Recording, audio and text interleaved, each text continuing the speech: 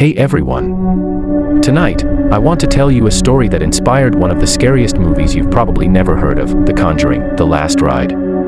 This isn't just another haunted house tale. This is about a real family who moved into a seemingly normal home on Cheese Street in Pennsylvania, and soon realized that their new house wasn't just a home. It was a trap.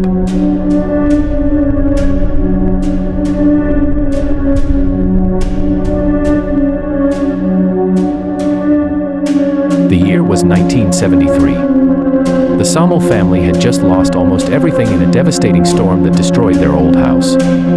They were desperate for a new place, something cheap, somewhere to start over. Like so many families after a disaster, they found a deal that seemed too good to be true, a big, old home on Cheese Street in Pitson City, Pennsylvania. From the outside, it looked ordinary. Quiet. Safe. Inside, it felt different. The air was heavy. The walls seemed to breathe.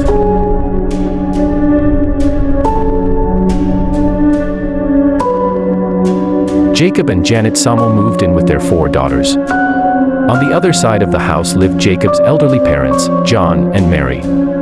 At first, life was good.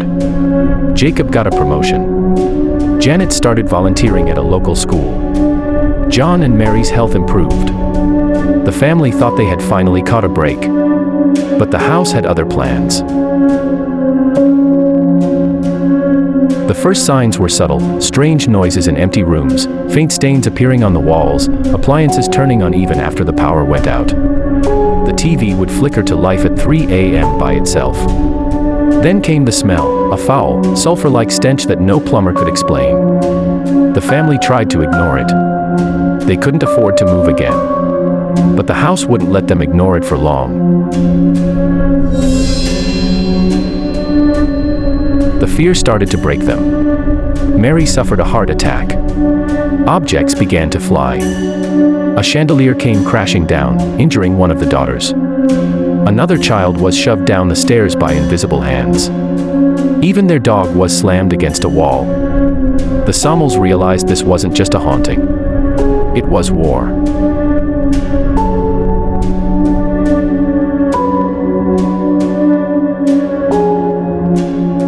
One night, Jacob woke to a sound in his ear.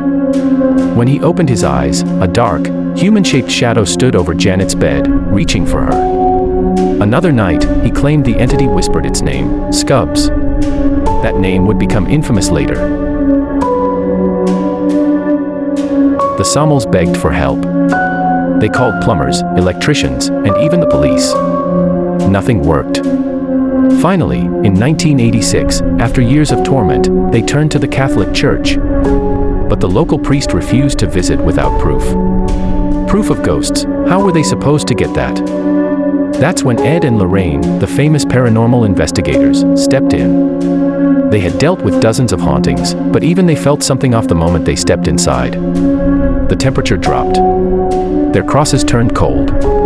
Lorraine said the house held dangerous, predatory energy.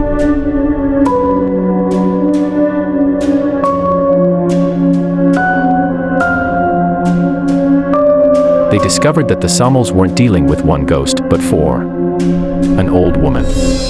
A young lady. A man.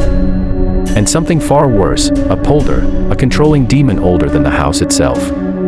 It was feeding on the family's fear. The longer they stayed, the stronger it became.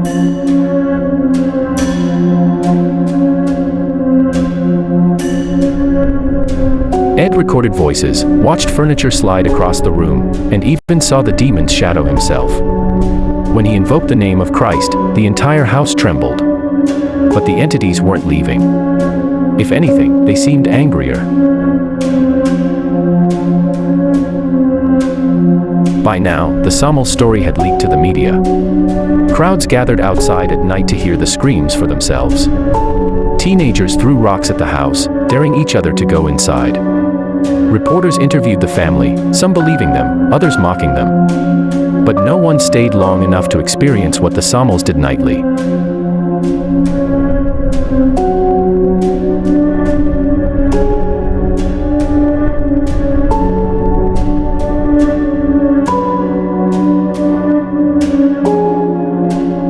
The church finally sent priests, but their rituals barely dented the activity. The Smurls were at their breaking point. Ed and Lorraine were, too. Nothing they tried worked. The demon was winning.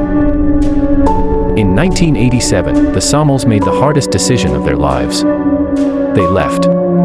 They abandoned the house, their savings, everything. They just wanted to survive. A year later, with Lorraine's help, Robert Smurl wrote a book called The Haunted, detailing every nightmare they'd lived through. That book became the basis for the 2025 film The Conjuring, The Last Ride. It's one of the most disturbing cases in modern paranormal history, not because of what we saw on screen, but because of what actually happened to that family behind closed doors.